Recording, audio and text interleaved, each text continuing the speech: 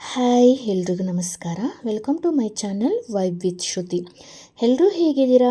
I hope ಎಲ್ಲರೂ ಚೆನ್ನಾಗಿದ್ದೀರಾ ಅಂತ ಅಂದ್ಕೊತೀನಿ. ನಾನು ಕೂಡ ಚೆನ್ನಾಗಿದ್ದೀನಿ. ಈ ವಿಡಿಯೋದಲ್ಲಿ ಏನಪ್ಪ ಅಂತ ಅಂದರೆ, ನಾನು ಮಾಡಿರೋ ತಪ್ಪನ್ನ ನೀವು ಯಾರು ಮಾಡಬಾರ್ದು ಅನ್ನೋದಕ್ಕೋಸ್ಕರ ಈ ವಿಡಿಯೋನ ನಾನು ಮಾಡ್ತಾಯಿದ್ದೀನಿ. ಮನಿ ಪ್ಲ್ಯಾಂಟ್ ಯಾರಿಗೆ ತಾನೇ ಇಷ್ಟ ಇರೋದಿಲ್ಲ ಹೇಳಿ? ಮನೆ ಮುಂದೆ ಆ ಮನಿ ಪ್ಲ್ಯಾಂಟ್ ಇದ್ದರೆ ಅದು ನಂಬಿಕೆನಾ ಇಲ್ಲ ಮೂಢನಂಬಿಕೆನಾ ಗೊತ್ತಿಲ್ಲ.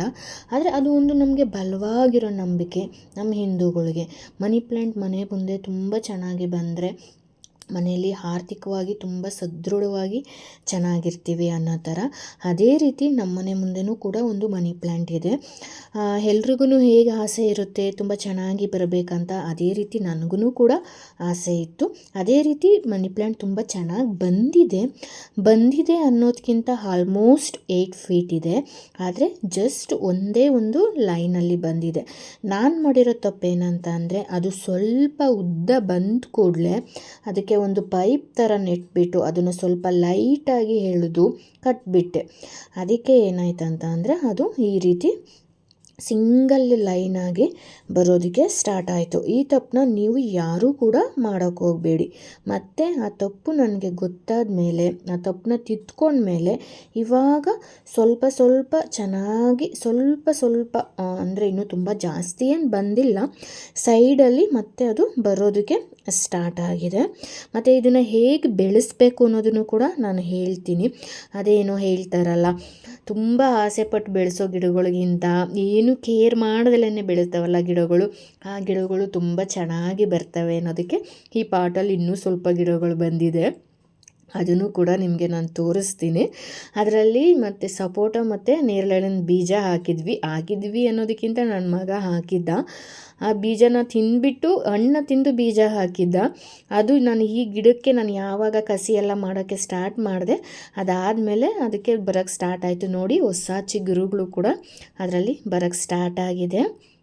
ಸೈಡಲ್ಲೆಲ್ಲ ಚಿಕ್ಕದಾಗಿ ಬಂದಿದೆ. ಸೊ ಇವಾಗ ನೆಕ್ಸ್ಟು ಯಾವ ರೀತಿ ನಾವು ಮನಿ ಪ್ಲ್ಯಾಂಟ್ನ ಬೆಳೆಸಬೇಕು, ಯಾವ ರೀತಿ ಅದಕ್ಕೆ ಆರೈಕೆ ಮಾಡಬೇಕು ಅನ್ನೋದನ್ನು ಹೇಳ್ತೀನಿ. ಇದು ನಮ್ಮಮ್ಮ ಮನೆ ಹತ್ರ ಇರೋ ಮನಿ ಪ್ಲ್ಯಾಂಟು. ಇದನ್ನು ಅವ್ರು ಯಾವ ಥರ ಬೆಳೆಸಿದ್ದಾರೆ, ನಮ್ಮ ಮನೆ ಹತ್ರ ಇರೋ ಮನಿ ಪ್ಲ್ಯಾಂಟಿಗೂ ಇಲ್ಲಿರೋ ಮನಿ ಪ್ಲ್ಯಾಂಟಿಗೂ ಎಷ್ಟು ಡಿಫ್ರೆನ್ಸ್ ಇದೆ ಅನ್ನೋದನ್ನು ನೀವೇ ನೋಡಿ. ಇದಕ್ಕೆ ಒಂದು ಮಾಸ್ ಪೋಲು ಅಥವಾ ಕೊಯರ್ ಪೋಲ್ ಅಂತಾರಲ್ಲ, ಅದನ್ನು ಬಳಸಿ ಮನಿ ಪ್ಲ್ಯಾಂಟ್ನ ಅದ್ರ ಮೇಲೆ ಹತ್ಸಿದ್ರೆ ತುಂಬ ಚೆನ್ನಾಗಿ ದೊಡ್ಡ ಎಲೆಗಳು ಬರುತ್ತೆ. ತುದಿನ ಮಾತ್ರ ಕತ್ತರಿಸಿ ಬನ್ನಿ, ಆಗಾಗ ಕೆಳಗಿನ ನೋಟ್ಸ್ ಇರುತ್ತಲ್ಲ, ಅದರಿಂದ ಹೊಸ ಕೊಂಬೆಗಳು ಬರೋದಕ್ಕೆ ಸ್ಟಾರ್ಟ್ ಆಗ್ತವೆ ಮತ್ತು ದಟ್ಟವಾಗಿಯೂ ಕೂಡ ಬೆಳೀತಾ ಹೋಗುತ್ತೆ. ಡೈರೆಕ್ಟಾಗಿ ಬಿಸಿಲಿಗೆ ಇಡಬೇಡಿ, ಸ್ವಲ್ಪ ಕಡಿಮೆ ಇರೋ ಬಿಸಿಲಿಗೆ ಇಡಿ. ಮಣ್ಣು ಡ್ರೈ ಆದಮೇಲೆ ಮಾತ್ರ ಅದಕ್ಕೆ ನೀರನ್ನ ಹಾಕ್ತಾ ಬನ್ನಿ.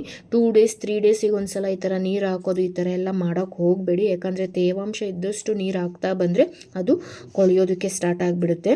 15ರಿಂದ 20 ದಿನಕ್ಕೊಂದ್ಸಲ ಸಾವಯವ ಗೊಬ್ಬರನ ಹಾಕ್ಕೊಳ್ತಾ ಬನ್ನಿ. ಹಸುವಿನ ಸಗಣಿ ಆಗಿರ್ಬೋದು, ಇಲ್ಲ ಅಂತ ಅಂದರೆ ಒಣಗಿದ ಹೂಗಳಾಗಿರ್ಬೋದು, ಈ ಥರ ಹಾಕೊಳ್ತಾ ಬನ್ನಿ. ಪ್ರತಿ ನೋಡ್ನೂ ಕೂಡ ಮಾಸ್ ಪಾಲ್ಗೆ ಸುತ್ತಿ, ಸ್ವಲ್ಪ ಚಿಗುರೊಡಿದ ತಕ್ಷಣ ಅದನ್ನು ಬಿಡಬೇಡಿ. ಆ ರೀತಿ ಪ್ರತಿಯೊಂದು ರೂಟ್ನೂ ಕೂಡ ಮಾಸ್ ಪಾಲ್ಗೆ ಸುತ್ಕೊಳ್ತಾ ಬನ್ನಿ. ಆವಾಗ ನಿಜವಾಗ್ಲೂ ತುಂಬ ಚೆನ್ನಾಗಿ ಬರುತ್ತೆ. ನಾವು ಕಟ್ ಮಾಡ್ತೀವಲ್ಲ ಆ ಕೊಂಬೆಗಳಿರುತ್ತಲ್ಲ, ಆ ಕೊಂಬೆನೂ ಕೂಡ ಆ ಗಿಡದ ಕೆಳಗಡೆನೇ ಅದನ್ನು ನೆಡ್ತಾ ಬನ್ನಿ. ಆವಾಗ ತುಂಬ ದಟ್ಟದಾಗಿ ತುಂಬ ಚೆನ್ನಾಗಿ ಬರುತ್ತೆ. ಹೋಪ್ಫುಲಿ ಈ ಮಾಹಿತಿ ನಿಮಗೆ ಇಷ್ಟ ಆಗಿರುತ್ತೆ ಅಂತ ಅಂದ್ಕೊತೀನಿ. ಇಷ್ಟೊತ್ತು ನಿಮ್ಮ ಟೈಮ್ನ ನನಗೆ ಕೊಟ್ಟಿದ್ದಕ್ಕೆ ತುಂಬ ಥ್ಯಾಂಕ್ಸ್.